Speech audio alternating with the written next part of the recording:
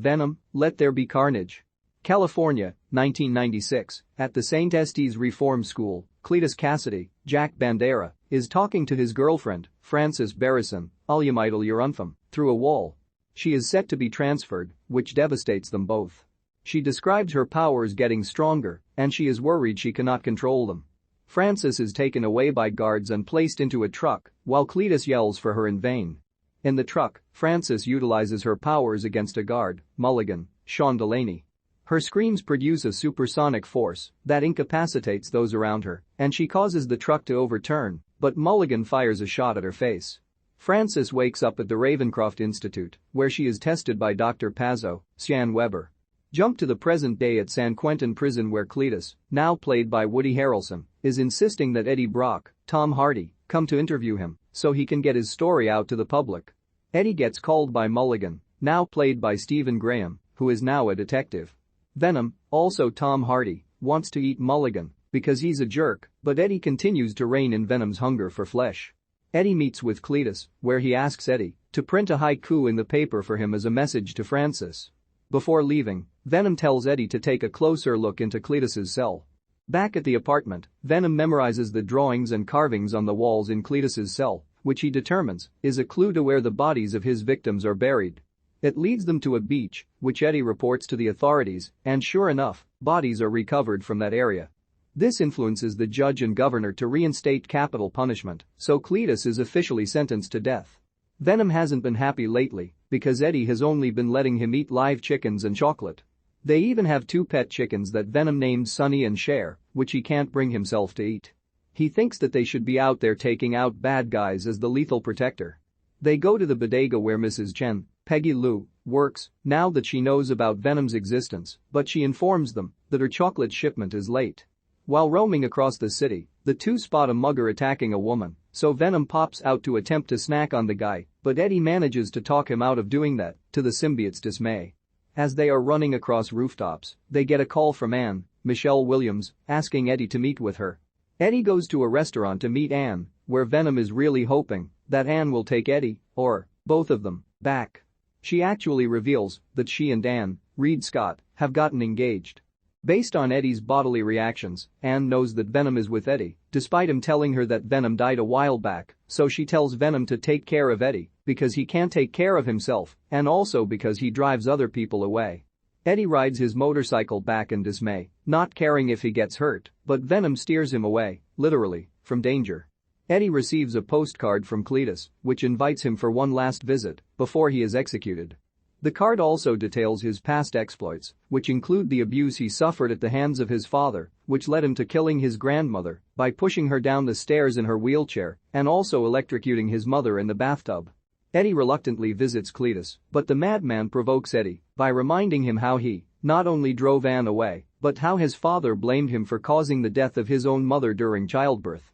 This causes Venom to push Cletus against the wall, but when he pulls him closer to Eddie, Cletus bites Eddie's hand and draws blood, although Cletus recognizes that what he is tasting is not ordinary blood. Cletus sees the blood on his finger come alive before ingesting it. Venom notes that he probably just made a huge mistake.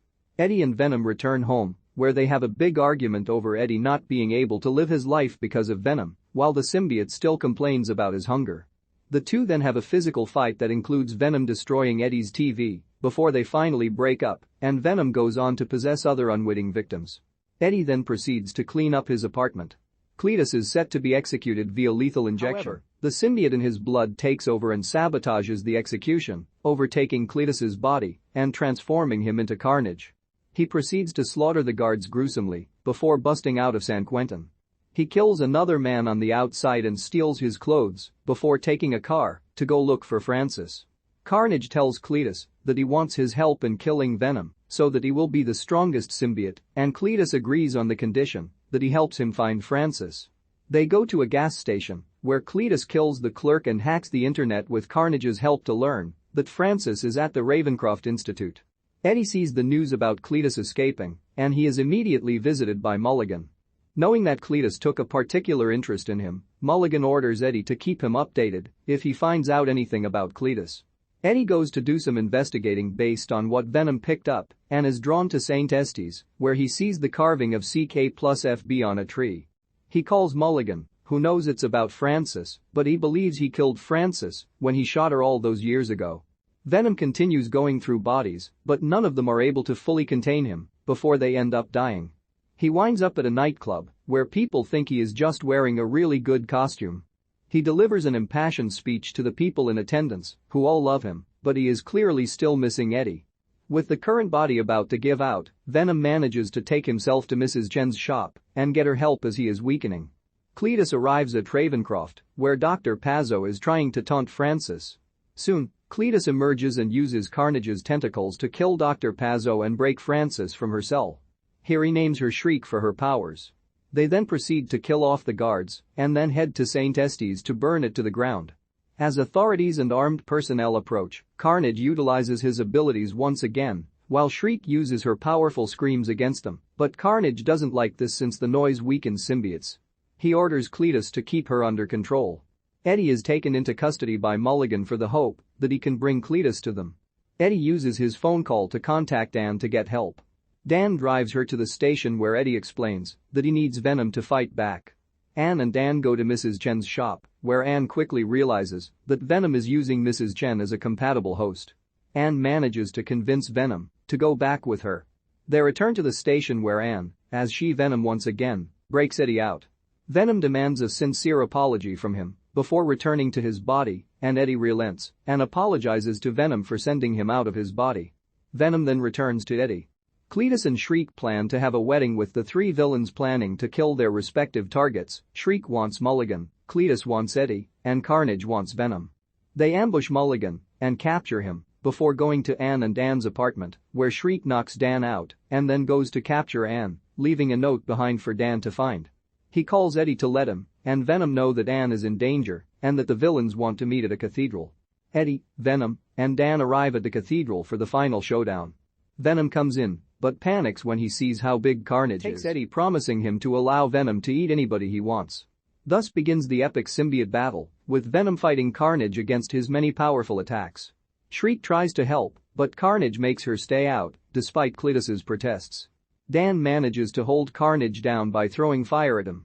Mulligan attempts to flee, but Shriek goes after him. She corners him and appears to knock him off a ledge with a chain wrapped around his neck. Carnage causes part of the ceiling to fall onto Venom, weakening him just as Carnage grabs Anne and makes his way to the roof to kill her. Venom feels that he and Eddie aren't strong enough to bring them down, but Dan points out that Cletus and Carnage aren't bonded the way Eddie and Venom are, since Carnage keeps trying to hold Cletus down as he fights Carnage's treatment of Shriek. This inspires Venom to rise up and fight back, and he stops Carnage from eating Anne and then saves her from falling. The bell rings and causes the symbiotes to weaken, leaving Eddie and Cletus to fight as men. Just as Carnage and Shriek have them cornered, Venom knocks Shriek off a ledge and sends her plummeting to her demise, causing her screams to bring Venom and Carnage down, and she is crushed by a bell. Eddie and Cletus fall, but while Venom manages to use Anne and Dan to catch Eddie, Cletus and Carnage are separated. Carnage tries crawling back to Cletus, but Venom stops him and devours him first. He grabs Cletus, who tells Eddie that all he wanted was for Eddie to be his friend. Venom declared, "Fuck this guy," and chomps Cletus's head off. Eddie and Venom part ways with Anne and Dan before the police arrive. Meanwhile, Mulligan appears to still be alive, and his eyes glow blue just like Shriek's. Later on, Eddie tries to figure out what to do with Venom. Although they initially think about separating for good, Eddie decides to retreat to a tropical island, which Venom appreciates. During the credits, Venom tells Eddie that there are other corners of the multiverse that symbiotes can see. Just as Venom tries to demonstrate, a burst of energy seems to teleport them to a new location. On the TV, Eddie and Venom see a news report from J. Jonah Jameson, J.K. Simmons, about Spider-Man, Tom Holland, following the events of Far From Home. Venom growls and licks Spidey's image on the screen. Eddie Brock and Venom are now living together, albeit under strenuous circumstances since Venom is starving for flesh, but Eddie won't allow him to eat people, no matter how bad they are. Adding to his troubles, Anne has gotten engaged to Dan, and the only person seemingly willing to talk to Eddie is serial killer Cletus Cassidy. After Venom helps Eddie and the authorities uncover the location of Cletus's victims, the madman is set to be executed. Just before this, Eddie visits him one last time, and Cletus bites Eddie's hand, allowing him to ingest Eddie's symbiote-tainted blood. This causes Cletus to transform into the monstrous Carnage during his execution, and he breaks out to go and free his girlfriend Frances Barrison Shriek, who has the power of supersonic screams. Eddie and Venom break up before Carnage's rampage, but after seeing the chaos brought about by Carnage and Shriek, Eddie realizes he needs Venom, while the symbiote realizes he misses Eddie. With Anne's help, the two are reunited to go after Carnage, but the villains strike first and capture Anne, plus Detective Mulligan, who shot Shriek as a teenager and blinded her in one eye. The final showdown takes place at a cathedral, where Cletus and Shriek try to get married and get revenge on their targets. Eddie and Venom power up to fight back, leading to a big symbiote battle. Shriek seemingly kills Mulligan before Carnage tries to kill Anne. Dan helps Eddie and Venom fight by telling them they have a stronger bond than Cletus and Carnage. Venom knocks Shriek to her death, and her screams bring him and Carnage down, separating him from Cletus. Venom devours Carnage before taking a bite of Cletus's head. He and Eddie part ways with Anne and Dan before police show up. Mulligan is also potentially infected by whatever caused Shriek's powers. Eddie and Venom go into hiding, but end up transported to an alternate dimension, the same as the MCU Spider-Man, setting up his inevitable showdown with Venom.